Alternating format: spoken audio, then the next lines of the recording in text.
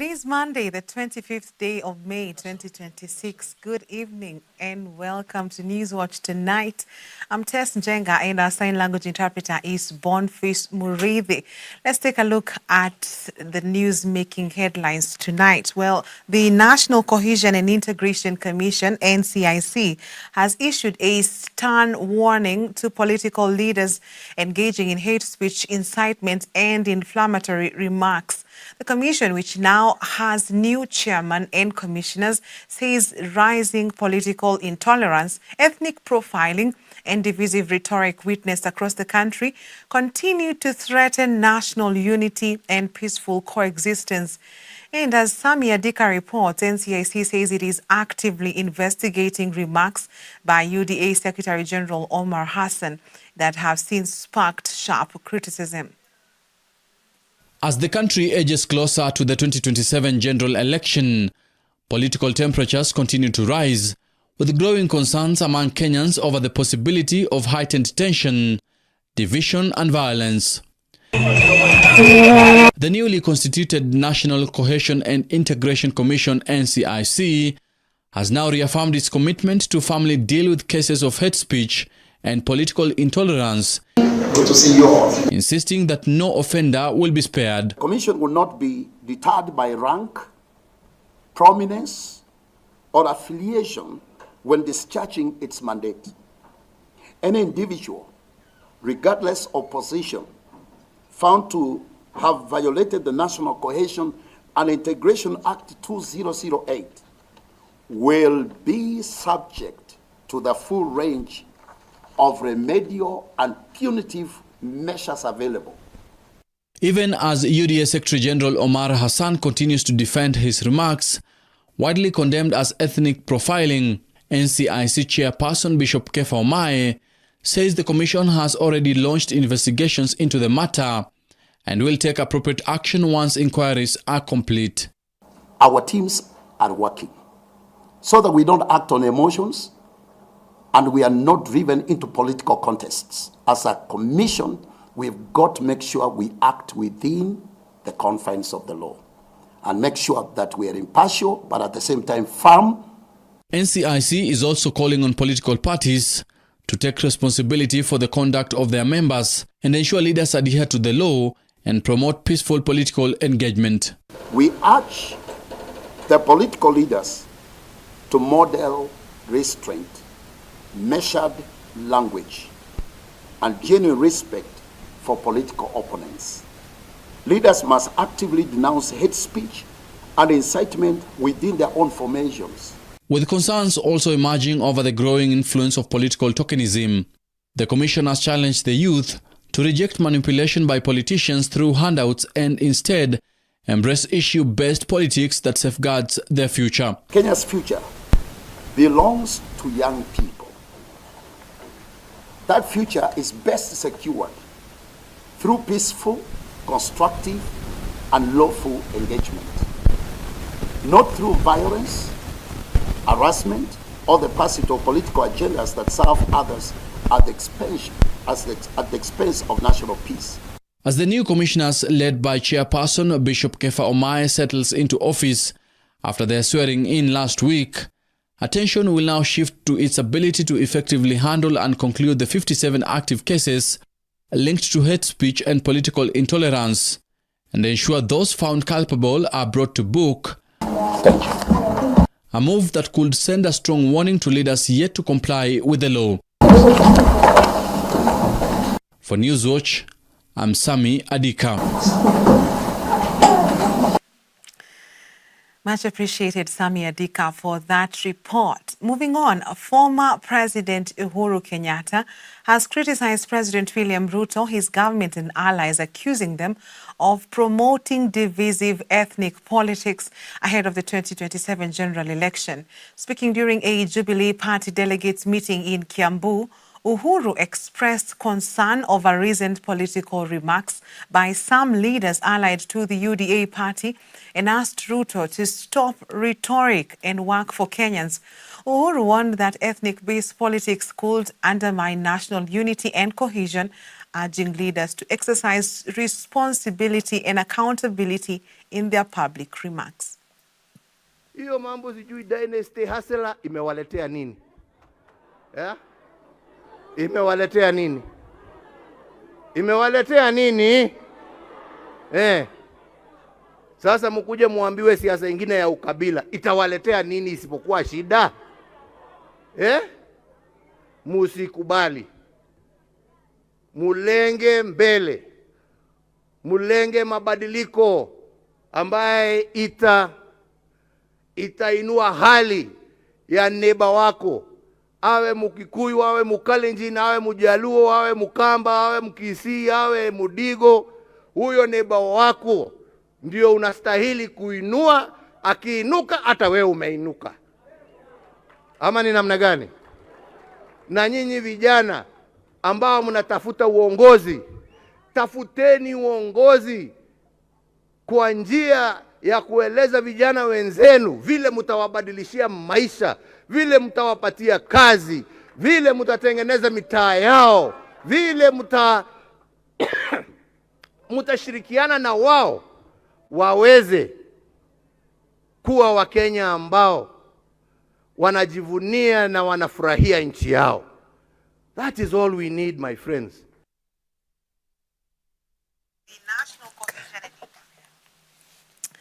Opposition leaders have criticized remarks by a section of UDA-allied leaders who claimed they would ensure President William Ruto secures victory in the 2027 general election, alleging that the ruling party controls the Independent Electoral and Boundaries Commission, IEBC. The remarks were made by Kakamega Deputy Governor Ayub Savula and Hamisi Member of Parliament Charles Gimose during an event in Lugari. Speaking after condoling with former Bungoma Governor Wycliffe Wangamati following the death of his father, Patrick Wangamati, opposition leaders led by DAPK party leader Eugene Wamalwa, termed the statements as reckless and likely to create tension in the country. Sisi tutoa ilani kwa IEBC. You heard UDA speak saying IEBC is a tool of William Ruto, a tool of last resort. Mutatumika kuiba kura ya wananchi. Leo tuambia IEBC tukiwa hapa Bungoma, if Bwana Ethocon na commission yako mutakubali mutumike kama chombo cha kuiba kura ya wananchi, if Chairman Ethocon, you are used to subvert the will of Kenyans, you must be prepared to face the consequences. Na tunatarajia wewe utoe statement rasmi to disown yale mambo ya UDA yamesemekana hapa Western. IEBC is supposed to be independent. Na hakuna vile huyu mtu anasema ati sisi ndio tunalipa IEBC, sisi ndio tunalipa commissioners, sisi ndio tunafanya hiki na kile. IEBC must be independent. Hakuna mtu anaweza kusema this one belongs to the government. Na ndio sisi tunawaonya. We can see there was a time before walikuwa wameanza masungumuzo kama hayo. Na tunataka kuambia this is not acceptable.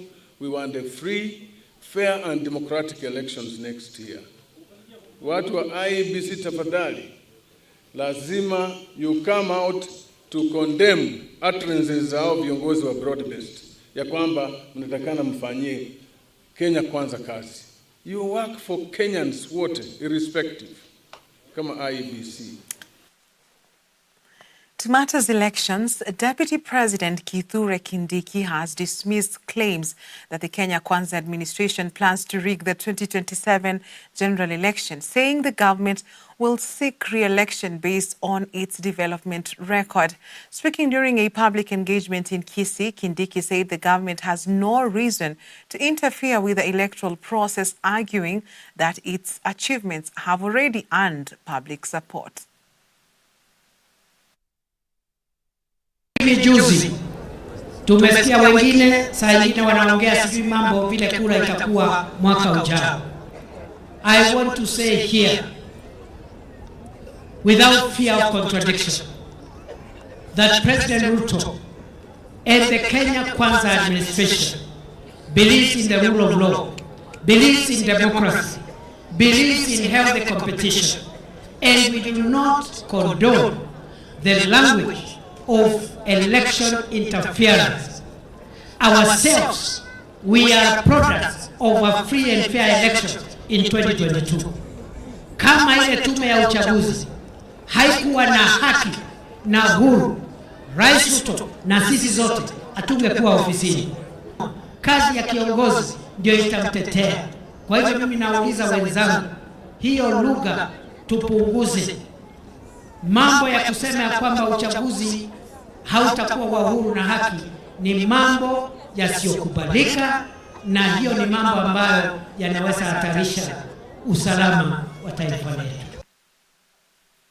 Away from matters election, National Treasury Cabinet Secretary John Mbadi has accused the opposition of what he terms as irresponsible politics, dismissing claims that the Finance Bill 2026 seeks to introduce annual land rent on freehold land. Mbadi particularly called out Wiper leader Kalonzo Musyoka, saying the once Vice President is spreading misinformation and politicizing the proposed tax measures. As Vincent Kerosi now reports, Mbadi has challenged critics of the bill to identify specific clauses they consider punitive, saying claims made against the legislation were not supported by the evidence of its contents. And I'm going to talk about the finance bill. Tukitoka kule, our position is reject it as it is. Reject. Reject Finance Bill 2026-2027 because sasa introduce quietly leasehold. Dedan Kimathi atakuwa amekufa bure ikiwa ile damu wa Kenya walimwaga, haswa watu wa mlima huu walimwaga ndio ardhi yetu iwe sawa. Sasa nyinyi wajukuu wenu watakuwa wakilipa rent because leasehold, kupatiwa lease unalipa rent. Wajukuu, vizazi vijavyo na vingine. And that is what this administration is trying to introduce. Kwa hivyo sisi tunasema mapema reject, and that is our position, even as a party. This stance of Wiper leader Kalonzo Musyoka asking Kenyans to reject the Finance Bill 2026 in full, now sparking a vehement response from National Treasury CS John Mbadi, who accused the opposition of whipping emotions through what he called unfounded propaganda. Mbadi reiterating that the Finance Bill before Parliament does not include any proposed tax on lands. Can Honorable Stephen Kalonzo Musyoka tell the people of Kenya the particular clause in the bill that we submitted to the National Assembly, which is being discussed now publicly, where it has touched on taxation of land or freehold or leasehold? Speak on Monday at the National Treasury buildings while outlining the key provisions of the Finance Bill. Mbadi said false information had misrepresented the contents of the proposed law. The Treasury Chief saying the Finance Bill 2026 is geared towards safeguarding the ordinary Kenyan and forging for full support for the proposals. We are alive to the fact that the options of raising more taxes are limited because Kenyans have complained loudly before of high taxation. We are also aware that we are limited options in borrowing money, VAT on bread, motor vehicle circulation tax, access to mobile money transaction data, and the eco levy proposals on funds are not in the Finance Bill of 2026. Those are historical things of 2024. We are in 2026. The Finance Bill 2026, published on May 5th and submitted to the National Assembly by Mbadi, outlines the government's proposed revenue-raising measures and amendments to several tax laws. Among the statutes targeted for amendment are the Income Tax Act, Value Added Tax Act, Excess Duty Act, Tax Procedures Act, Miscellaneous Fees and Levies Act, and the Stamp Duty Act. In this bill, we have so many provisions including giving tax amnesty to Kenyans who are struggling. Yes, they owe us money, but that money, that amount that they owe us, has attracted penalties and interest. And at a time when the economy is struggling, everybody is crying for liquidity. We are giving people amnesty to pay only the principal sum. You are saying reject. How are you going to ensure that those people have liquidity in their pockets? Make sure you answer in 2 minutes. As Kenyans grapple with the high cost of living, the National Treasury maintains that the Finance Bill 2026 is geared towards cushioning against economic shocks that may arise from emerging global crises. However, questions still linger on how far the government is willing to go to safeguard the ordinary Kenyan. Vincent Kerosi, National Treasury, Nairobi. Thank you, Vincent Kerosi, for that report, which takes us on a short break on Newswatch tonight. Don't go too far. We have more coming up, including Gachagua expressing concerns over President William Ruto's security. Stay with us.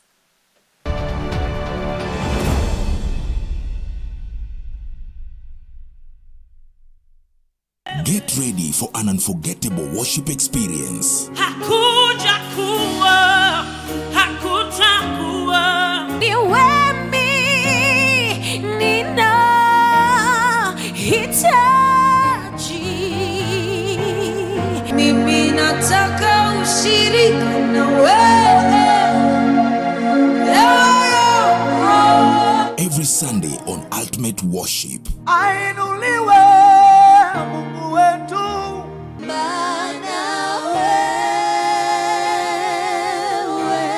Where we bring you live music, powerful praise, and anointed gospel ministers and bands. Nashangilia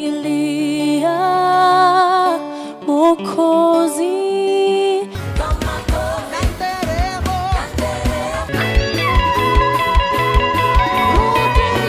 Join us every Sunday, 7 a.m. to 8 a.m.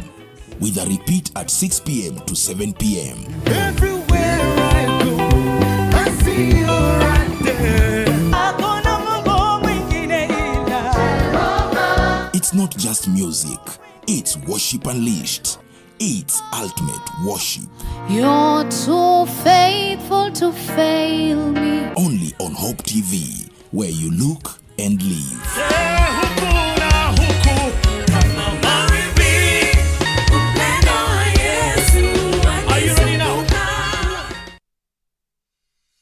Hi, my name is Sharon Aitore Wangenya. Thank you so much for being one of our viewers. We truly honor you and appreciate you. We'd love to know how you're receiving us, how your reception is in terms of the quality of the video and the audio as well. So please scan this QR code and give us your feedback. Thank you and God bless you.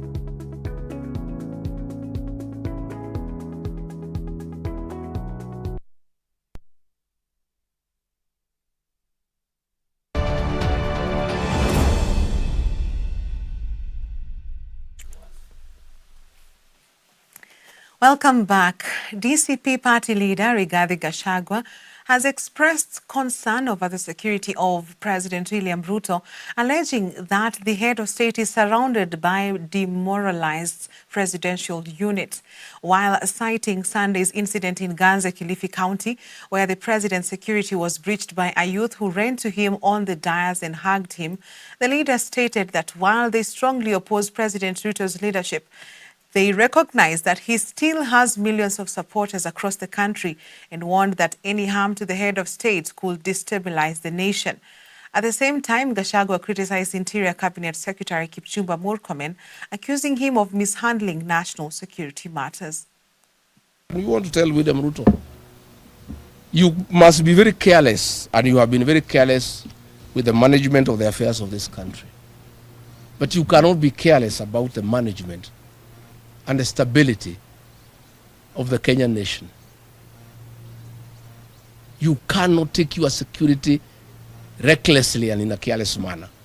Because if anything happened to you, there will be chaos in this country. There will be instability in this country. In other jurisdictions, by now, the CS Interior would have resigned, the IG would have resigned, everybody would have resigned. But what has happened? Some changes have been done. Meanwhile, the former Deputy President, Rigathi Gachagua, has announced a series of changes and new appointments within his Democracy for Citizens Party, that is DCP, as part of efforts to strengthen and expand the party's national presence. Gachagua said the reorganization is aimed at enhancing the party's leadership structure and boosting grassroots mobilization ahead of future political engagements. The National Executive Council has noted that the party has become big and the voice of the party is needed every day. And the party must have a strong voice in the national political discourse on a daily basis. And the media must know whom to contact when they want to know the position of DCP, which has become central in all matters in this country. The party has today brought Senator John Medho of Nyandarua County as Secretary General Designate to start the handing over and taking over process from our Secretary General Hezron Obaga, who has been designated to become the Executive Director of the party, to be deputized by Breda Bajara from Busia County. We will not be able to forward the name of Senator John Medho to the office of the Registrar of Political Parties for now, because there are certain legal issues surrounding the senators having been elected on a UDA ticket to the Senate. Our lawyers are looking at the legal implications, but Senator John Medho, for all practical purposes, is a member of DCP, and he will start acting from today as the Secretary General Designate and be the spokesman, the spokesperson of the DCP party on all matters starting today. Interior Cabinet Secretary Kipchumba Murkomen has declared Wednesday, May 27th this year, a public holiday to mark Eid al-Adha, one of the most important celebrations in the Islamic calendar. In a Gazette notice, the government said the holiday will be observed across the country, giving Muslim faithful an opportunity to celebrate the occasion through prayers, charity, and family gatherings. Eid al-Adha, also known as the Festival of Sacrifice, is the second and largest major festival celebrated in Islam. It honors the unwavering faith of the Prophet Abraham, that is, who showed his willingness to sacrifice his son Ismail in obedience to God's command, a story that remains central to Islamic faith and tradition.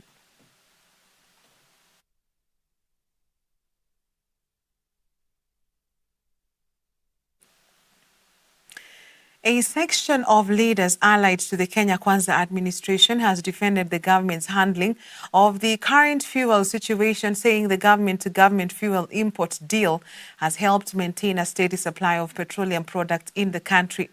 The leaders, led by President William Ruto's aide Farouk Kibet and Likuyani Member of Parliament Innocent Mugabe, said the arrangement has protected Kenya from severe fuel shortages being experienced in some countries following tensions in the Middle East.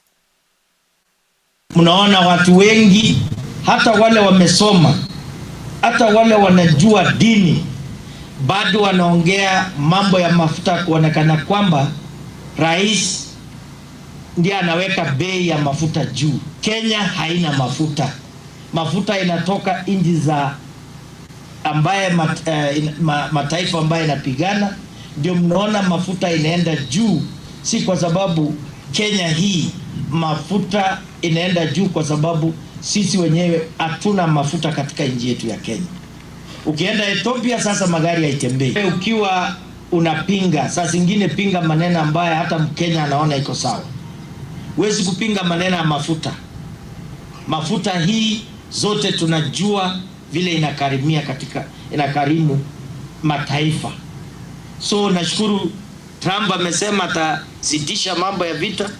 Hivyo ndivyo tunaelekeza maombi yetu kwa Mungu ili tuweze kupunguza maneno ya kupigana, ndio mataifa ipate nafuu kwa watu wake. Na wengine wanaongea pia, tukiongea mambo ya bei ya mafuta kati ya Kenya, Uganda na nchi kama Rwanda.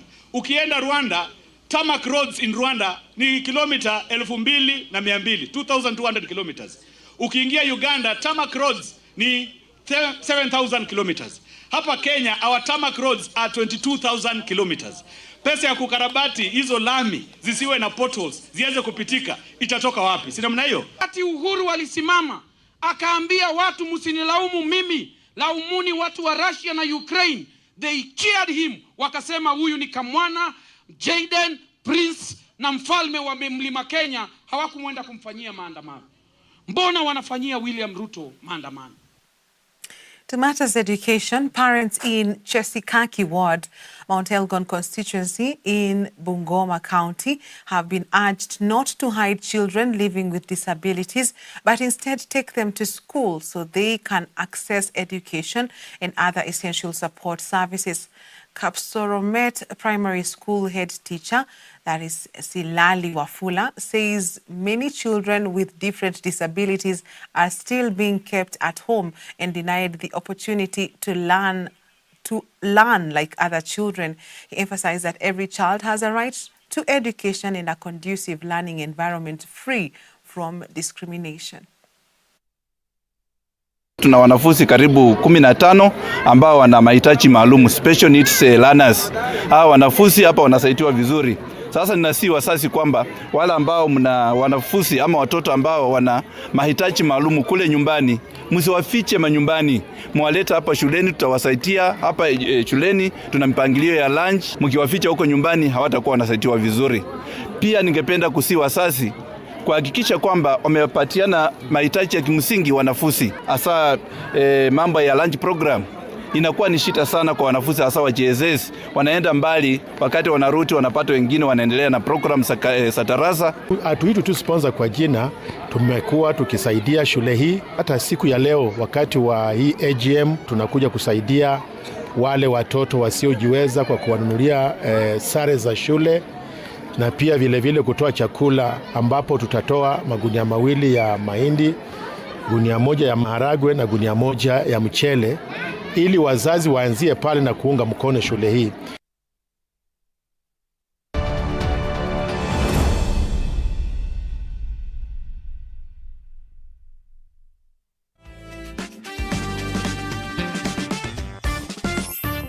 At the age of 25 is where there is also another change, because the frontal cortex, this part of the head, the maturity now of the brain happens at that time, which is responsible for intellectual abilities, decision makings, and like the executive area of the brain. Again, it comes with other challenges. Now that I am who I am, you withdraw further from people. Then the other stage that comes in, sometimes it can come early from the age of 35 all the way to 55. Midlife crisis. Midlife crisis. So the man is trying to catch up with the lost time. Unajua anajaribu kuingia kwa vijana because they lost the time, they don't fit. Unapata jamaa anaacha koti avae, lakini wao wamevaa Jiji wao wanaacha koti. Are you trying to communicate? Are you trying to fit? So like so like they are trying to fit, but as they move closer to this generation, now ina move away. Inasonga, ukikuja inasonga. So then the loneliness increases. And in fact, it is that critical stage where in the field of psychology, we teach the men to begin to prepare themselves for that package of retirement. Catch past episodes on our YouTube channel at Hope TV Kenya. Men on Record, every Friday at 7 p.m.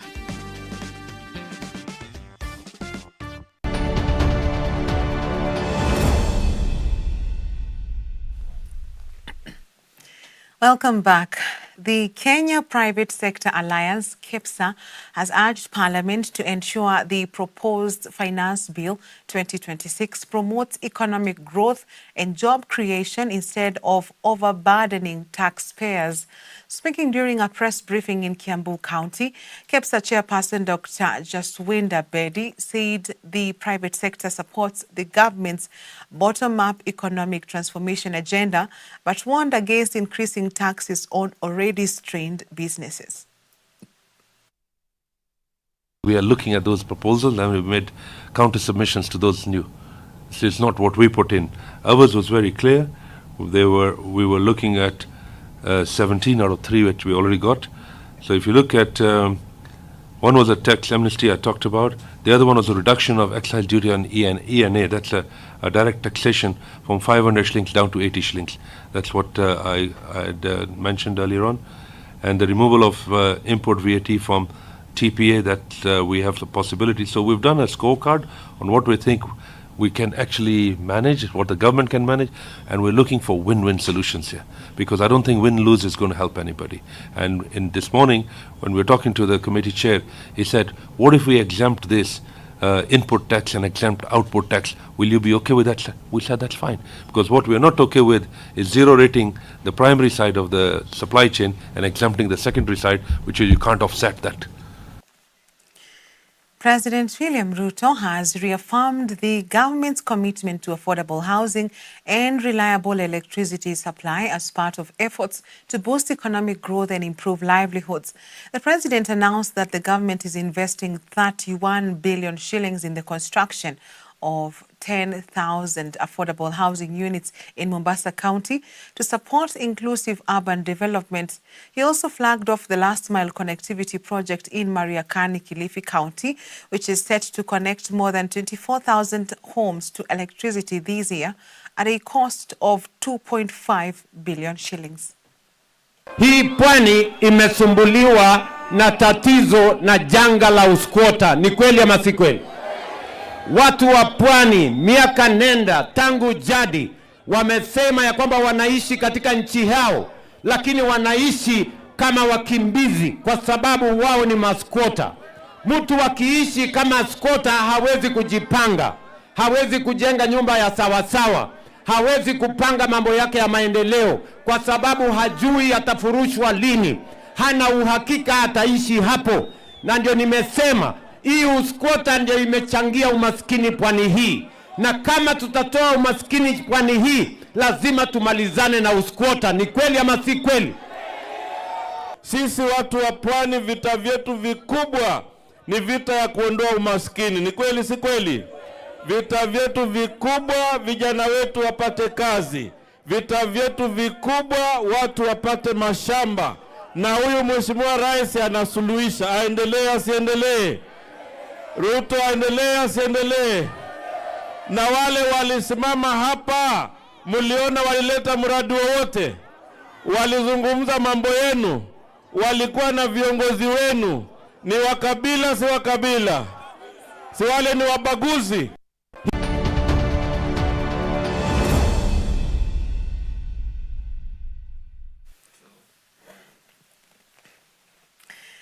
Samuel Chege Njoroge emerged as the winner of the second leg of the PGK Equator Tour second edition held at Thika Sports Club after 4 days of competition featuring some of the country's top professional golfers. Dismas Ndiza finished second place with 279 points, followed by Karanga Michael with 283 points in third place. This year's PGK Equator Tour will be played across 11 courses around the country as players battle for honors in one of Kenya's leading professional golf series, the Magical Kenya Open and the 2028 Olympics in Los Angeles. I think we are here because I'm a champion. I've won the second leg of the Equator Tour at Thika Sport Club, and I'm happy. It was not easy, but I managed to do it, and I'm so happy.